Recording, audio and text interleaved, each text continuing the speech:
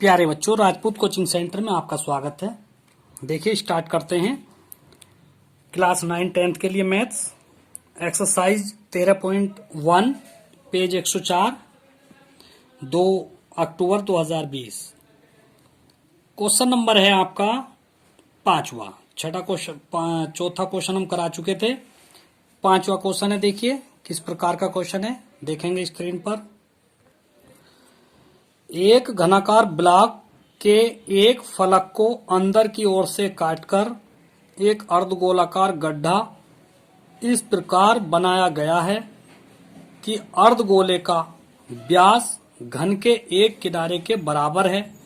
शेष बचे ठोस का पृष्ठीय क्षेत्रफल ज्ञात कीजिए। तो देखिए, ये एक घन है, एक घन के आकार का कोई बॉक्स है। इसमें अंदर की तरफ से गड्ढा कर दिया, और कैसा गड्ढा है? अर्धगोले के रूप का, यानी कि इस प्रकार से गड्ढा कर दिया तो ये अर्धगोले के रूप का गड्ढा हुआ। ठीक है, तो इसका जो शेष भाग बच गया है, इसका पृष्ठीय क्षेत्रफल निकाल लेंगे। ये घन है, देखिए इसमें से हमने अंदर की ओर एक अर्धगोला काट दिया है। माना इस घन की भुजा हमने ए मान ली, चारों तरफ की भुजा जो है हमने इसकी ए मान ली है, इस प्रकार से। तो अर्धगोले का जो व्यास होगा वो पूरी घन के भुजा के बराबर होगा। माना घन की भुजा ए हो गई, तो अर्धगोले का व्यास कितना हो गया? तो व्यास हो गया ए। तब त्रिज्या कितनी हो गई? त्रिज्या आर जो होती है वो व्यास की आधी होती है, यानी कि आर बराबर हो गया a/2। ठीक है, उसके बाद अर्धगोलाकार गड्ढा बनाने में घन के पृष्ठ में अर्धगोले के वक्र पृष्ठ के बराबर क्षेत्रफल बढ़ जाएगा। अब इसका क्षेत्रफल बढ़ जाएगा, जैसे गड्ढा हुआ तो क्षेत्रफल बढ़ गया। ठीक है, तो क्या लिखेंगे? अर्धगोले में अर्धगोलाकार गड्ढा बनाने में घन के पृष्ठ में अर्धगोले के वक्र पृष्ठ के बराबर क्षेत्रफल बढ़ जाएगा। पृष्ठ में अर्धगोले के वक्र पृष्ठ के बराबर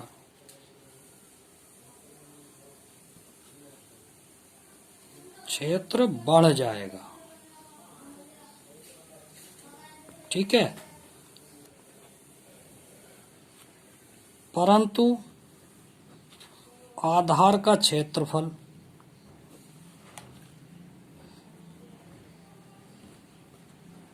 कम हो जाएगा। आधार का क्षेत्रफल होता है वृत्ताकार भाग जो होता है गोले का। जैसे काट दिया तो एक तरफ से वृत्त हो गया, ठीक है, ऊपर की तरफ से, और पीछे की तरफ से वो गोलाकार हो गया, कम हो जाएगा। ठीक है, इस प्रकार से यह है जाएगा। तब शेष ठोस का आयतन, शेष ठोस का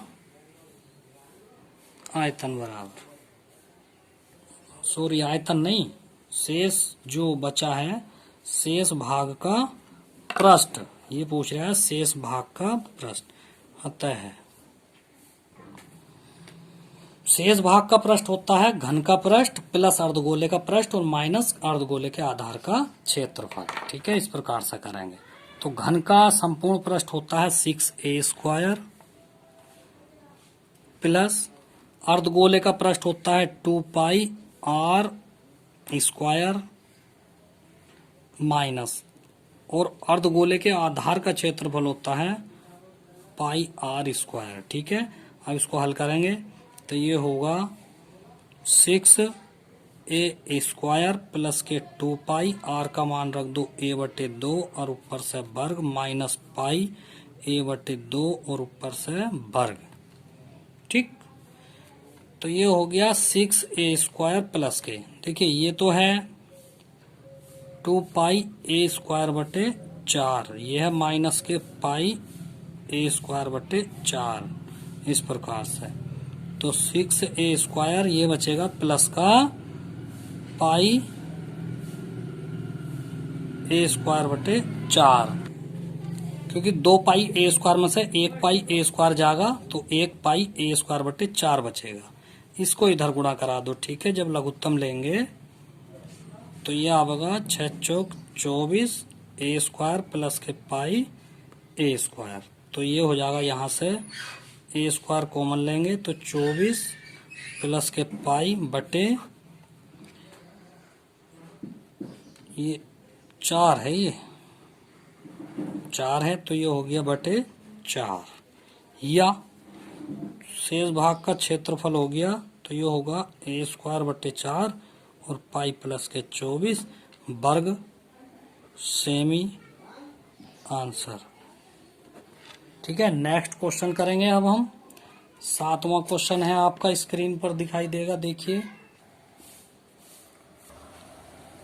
दवा का एक कैप्सूल एक बेलन के आकार का है। देखिए ये कैप्सूल है, एक बेलन के आकार का है, जिसके दोनों सिरों पर एक एक अर्धगोला लगा हुआ है।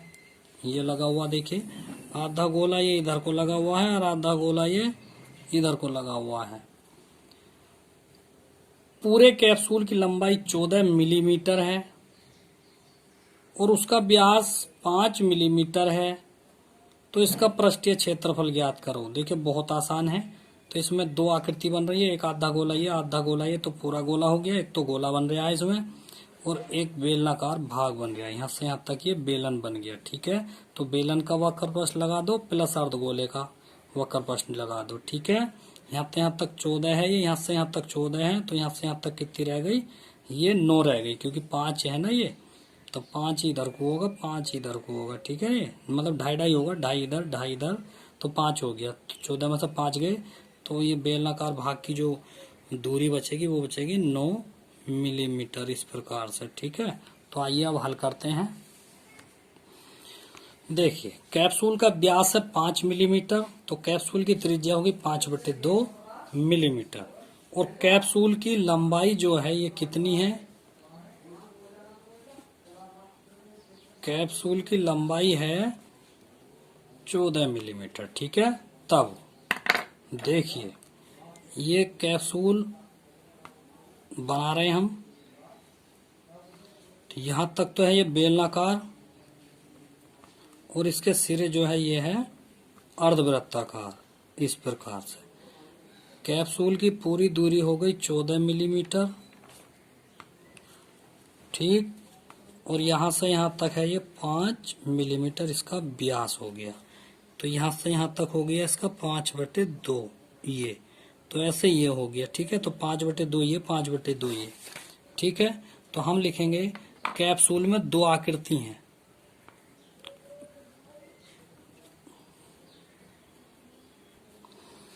कैप्सूल के सिरों पर दो अर्धगोले हैं, अतः बेलनाकार भाग की लंबाई, देखिए पूरी लंबाई है 14, अब 14 में से ये 5 घटा देंगे। ठीक है, 14 में से 5 घटा देंगे तो बेलनाकार भाग की जो हो गई ये 9 मिलीमीटर आ गई बेलनाकार भाग की। दो अर्धगोलों का वक्रपृष्ठ क्या होगा, दो अर्धगोले हैं। ठीक है, तो ये देखिए तो दो अर्धगोले मिलकर एक गोला हो गया पूरा, तो एक गोले का पृष्ठ हो गया। तो एक गोले का पृष्ठ क्या होता है, 4πr², इस प्रकार से होता है। ठीक है, तो ये हो जाएगा 4πr का मान है 5/2। ठीक है, या चलो अभी चलो रख दो, ये हो गया। तो ये हो गया 4π और 5 पंजे 25/2, यानी कि 25 चौका 100/2 पाई, इसे काट दो 50 बार, तो ये हो गया 50 पाई वर्ग सेंटीमीटर। सेमी नहीं, वर्ग मिलीमीटर, मिलीमीटर में माप है तो ये आ गया मिलीमीटर। अब बेलनाकार भाग का पृष्ठ, जो कैप्सूल में बेलनाकार भाग है, तो बेलनाकार भाग का पृष्ठ, तो बेलनाकार भाग का पृष्ठ यानी कि बेलन का वक्र पृष्ठ क्या होता है, 2πrh। तो 2πr का मान 5/2 और h का मान, बेलन की h है 9, तो ये हो गया 2 से 2 कट गया, तो ये आ गया 9 पंजे 45 पाई वर्ग मिलीमीटर। ठीक, तब पूरे कैप्सूल का वक्र पृष्ठ, पूरे कैप्सूल का वक्र पृष्ठ बराबर गोले का वक्र पृष्ठ प्लस बेलनाकार भाग का वक्र पृष्ठ, ठीक, का पृष्ठ। गोले का कितना आया है 50 पाई और बेलन का है 45 पाई, तो ये हो जाएगा 95 पाई। पाई का मान रख दो या ऐसे रहने दो, वर्ग मिलीमीटर आंसर। प्यारे बच्चों, आज के लिए इतना ही रहने देना, ठीक है, बाकी कल कराएंगे। Thank you. देखिए प्यारे बच्चों, थोड़ा सा ये क्वेश्चन यहाँ पे गलत हो गया है, पीछे चलेंगे, ठीक है। ये 5 पंजे 25 और बटे में आवेगा, यहाँ जब 2 का वर्ग करेंगे तो 4 आवेगा ये, ठीक है। तो ये 4 से 4 यहीं पर काट देंगे, 4 से 4 कट गया तो ये आगे नहीं आएगा, ठीक कर लीजिए आप। तो ये आवेगा 25। सवाल गलत हो गया है, ये ठीक कर लो बेटे। 25 पाई वर्ग मिलीमीटर। उसके बाद बेलन का वक्र पृष्ठ होता है 45, ठीक, 45 पाई वर्ग मिलीमीटर। पूरे कैप्सूल का जब करेंगे तो ये 25 आवेगा यहाँ पे,